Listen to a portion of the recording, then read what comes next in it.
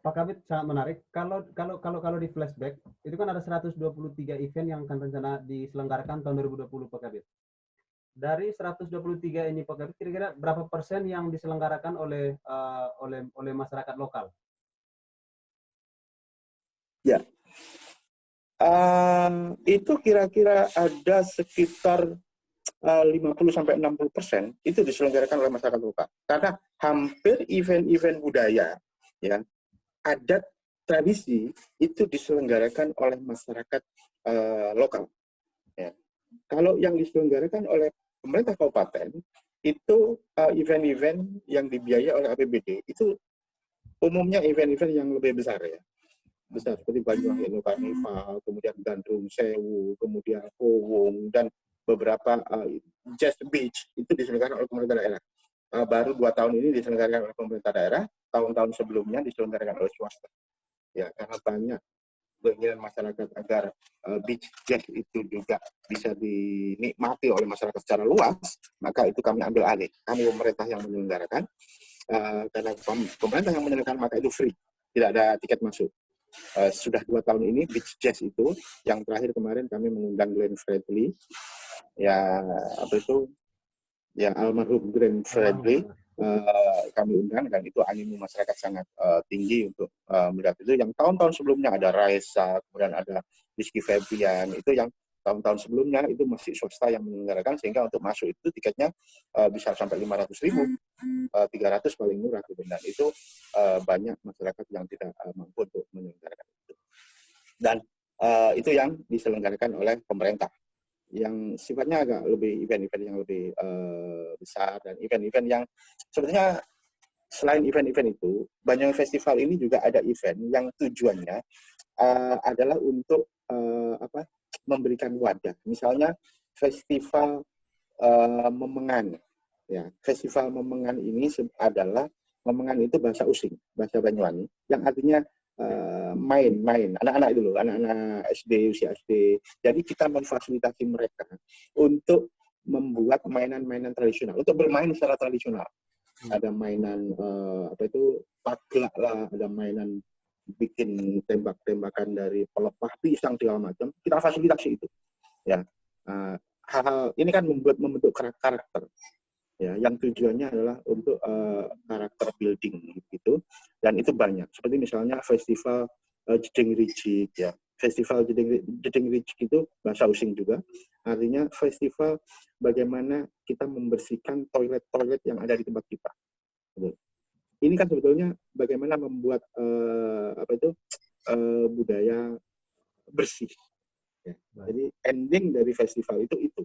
Jadi tidak semua festival di Banyuwangi ini endingnya adalah untuk mengundang para wisatawan, tetapi juga bagaimana merubah attitude, merubah budaya orang untuk yang lebih baik. Yaitu anak-anak, dan itu yang menyelenggarakan pemerintah yang seperti itu. Kalau yang tadi ritual adat itu, ya. Sangat menarik sekali, Pak Kabit. Terkait dengan penyelenggaraan event yang begitu, menurut saya itu sangat banyak. Artinya kalau dari 123 event, hampir dalam 1 bulan itu kurang lebih 2-3 event. Dalam 1 minggu, 2-3 event, bukan 1 bulan. Dalam 1 minggu, ya, 2-3 event. Bagaimana caranya supaya wisatawan yang berkunjung ke sana, Pak Kabit, atau cara memikat wisatawan untuk tetap stay paling lama di sana dan mengikuti event yang rentetannya ada dari minggu ke minggu, Pak Kabit? Ya, kami sudah selain memang bagaimana mengakses informasi event di Banyuwangi ini, kami bikin semudah mungkin, karena sudah ada aplikasi Banyuwangi Tourism yang bisa melihat event-event tentang Banyuwangi.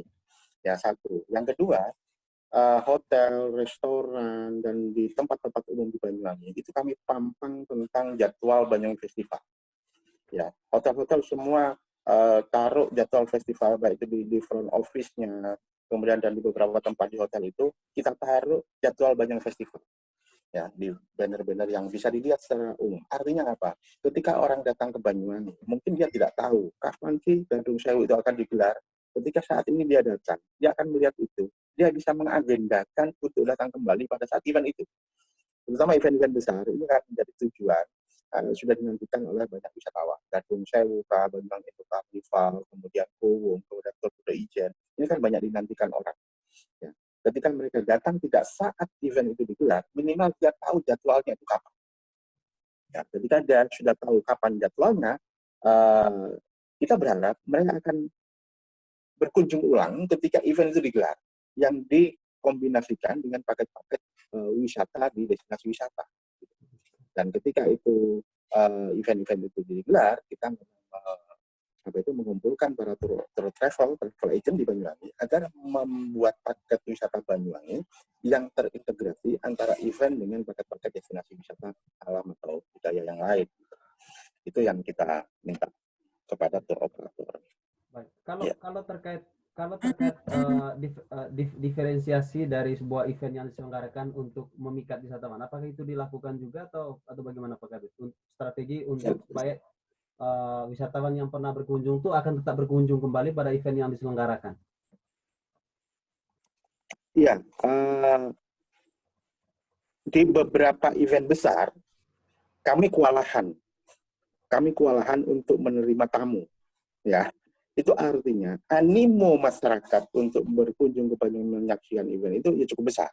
Contoh, ketika digelar Banyuwangi Ethno Carnival, ya, Banyuwangi Ethno Carnival ini karnaval budaya kontemporer yang semacam karnaval yang menempuh jarak kurang lebih 2,5 km. Ya. Di protokol dia akan jalan karnaval di sepanjang kota, di jalan kota di sepanjang 2,5 km. Di tempat start itu kami siapkan, itu tempat duduk kurang lebih ada 4.000 tempat duduk kursi. Dan untuk masuk di situ ada ada ID yang harus dia dapat. Kalau nggak ada ID-nya nggak boleh masuk ke tempat itu.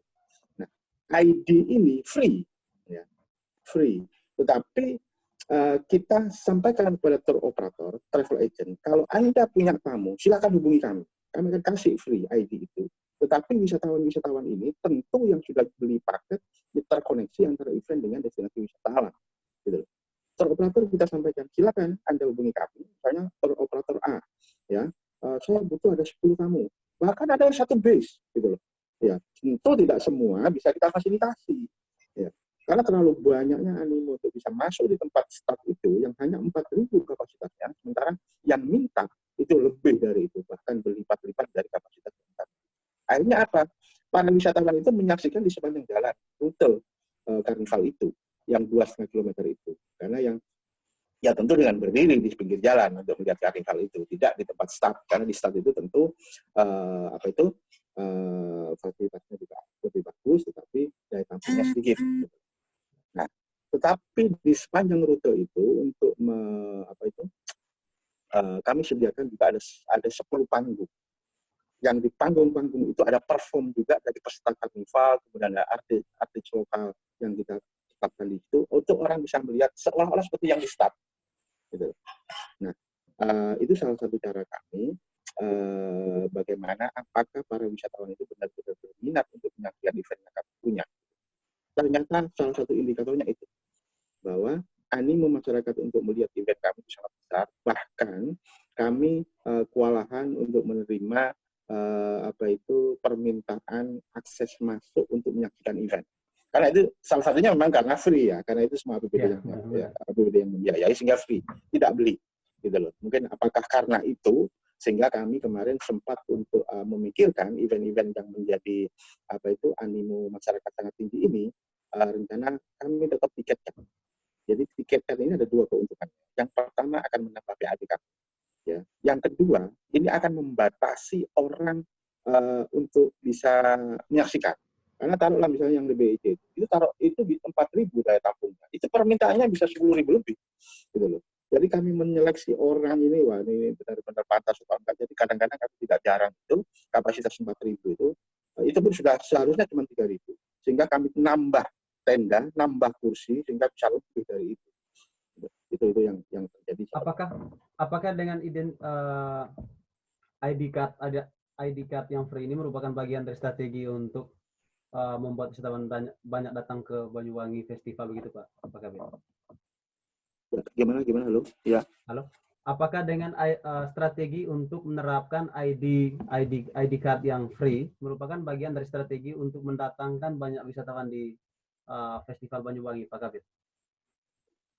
Iya, memang salah satunya keunggulan kita dibandingkan dengan di Bali misalnya, event-event yang kita gelar itu kan free, ya.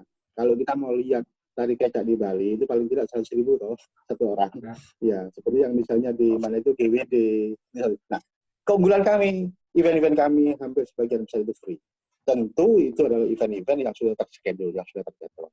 Tetapi ada tempat-tempat kami di beberapa di beberapa titik sanggar ya. Kalau itu request ya tentu bayar ya. Misalnya ada grup datang pada hari tertentu yang itu tidak ada event, kemudian dia ingin menyaksikan gandrung misalnya, kemudian dia request, dia bayar gitu.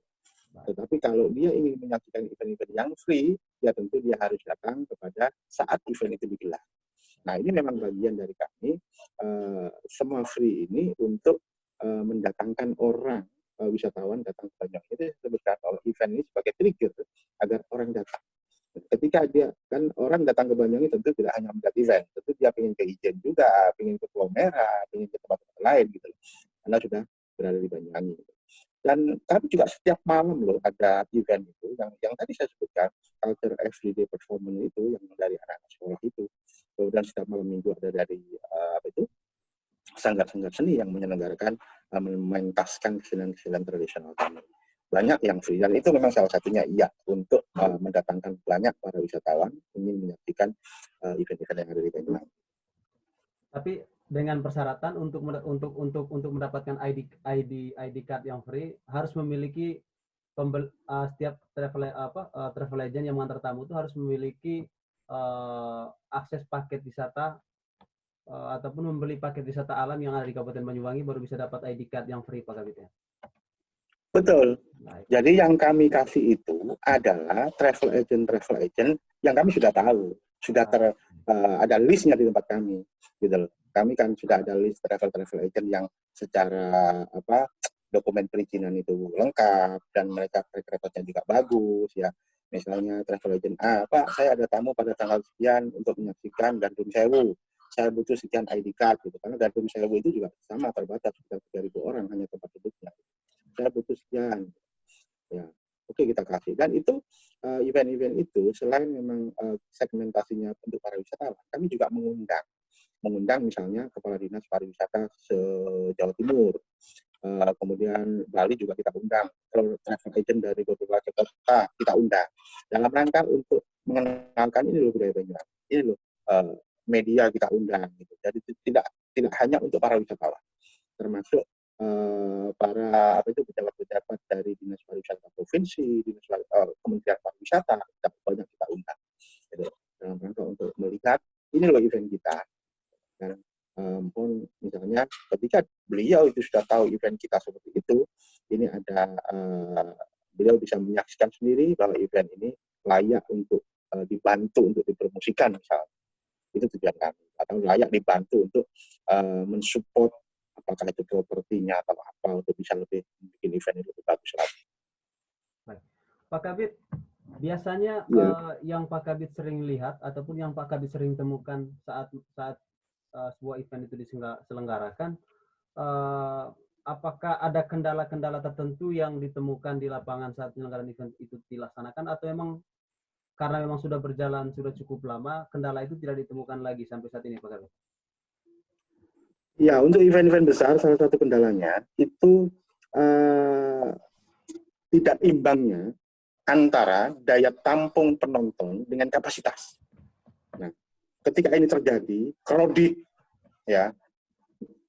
yang ada, sehingga skenario-nya kadang-kadang tidak bisa berjalan seperti yang direncanakan 100%. Contoh, kegiatan Banyuwangi Ethno Carnival. Ini kan karnaval yang menempuh jarak kurang lebih 2,5 km.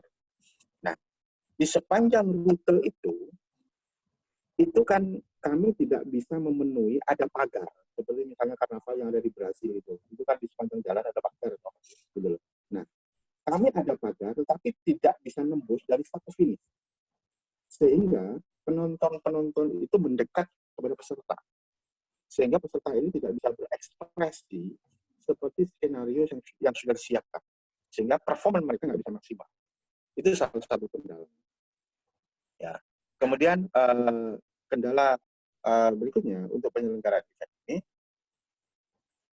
event-event yang diselenggarakan oleh pihak-pihak tertentu, ya, pihak-pihak swasta misalnya, ya, ini kadang-kadang inovasi itu tidak paralel dengan pertanggungjawaban secara birokratis, pertanggungjawaban di dunia birokrasi, gitu loh. Kadang-kadang inovasi kreativitas itu tidak tertampung, tidak terwadahi oleh regulasi dalam hal pertanggungjawaban keuangan, itu maksudnya. LPJ-nya Pak Kabit ya? Ya, bisa dipahami maksud saya. LPJ-nya Pak Kabit ya? Iya, jadi misalnya begini, pada saat kita merencanakan anggaran untuk pelaksanaan event, itu kan kita merencanakan tahun sebelumnya untuk diselenggarakan tahun ini. Misalnya tahun 2020 ya, ini kan sudah kita rencanakan di 2021. Penyusunan anggarannya itu 2019, ya kan? Nah, pelaksanaan di bulan Desember, pelaksanaan kuwung misalnya, itu kondisi di lapangan itu sudah berbeda saat perencanaan dilaksanakan tahun 2019. Bisa jadi. Gitu. Jadi kebutuhan di lapangan sudah mungkin berbeda dan seterusnya. Nah, ini ketika kita strike sesuai perencanaan, maka kesempurnaan event itu tidak maksimal. Kalau kita mau event ini sempurna, tentu ada kreativitas, ada kebijakan, bagaimana mensiasati perencanaan anggaran. Itu kita harus memilih itu. Nah, ketika kita kreatif, inovatif untuk menyesuaikan dengan kondisi lapangan, ini bisa timbul persoalan pertanggungjawaban keuangan di belakang hari ketika diperiksa oleh BPK dan lain-lain. Itu masalah yang sering muncul di tempat kita. Contoh, awalnya kita merencanakan hanya 25 penari. Masing-masing penari, taruhlah misalnya honornya sekian rupiah. Ketika perencanaan di lapangan mendekati hari H, wah kalau 25 ini kayaknya kurang bagus ini, perlunya ini kayaknya harus 35 ini. Nah, kita mensiasati menjadi 35, anggaran kita cuma 25. Gitu loh. Ini repot. Akhirnya lah, bisa bagaimana caranya event ini bisa berjalan secara maksimal, secara bagus, tetapi pertanggungjawaban juga bisa dipertanggungjawabkan secara benar. Itu yang menjadi kendala-kendala kita di lapangan biasanya seperti itu. Satu, biasanya daya tampung pelaksanaan event yang tidak seimbang dengan minat penonton. Yang kedua, pertanggungjawaban dari sisi administrasi pertanggungjawaban. Itu biasanya itu kendala-kendala yang sering kami hadapi. Padahal kan saya sering ya dengar ya Pak Presiden Jokowi itu kan selalu bicara bahwa anggaran itu harus berorientasi kepada hasil, ya kan? Ya, kegiatan itu harus berorientasi kepada hasil, bukan di proses. Tetapi regulasi kita itu tidak berbicara seperti itu.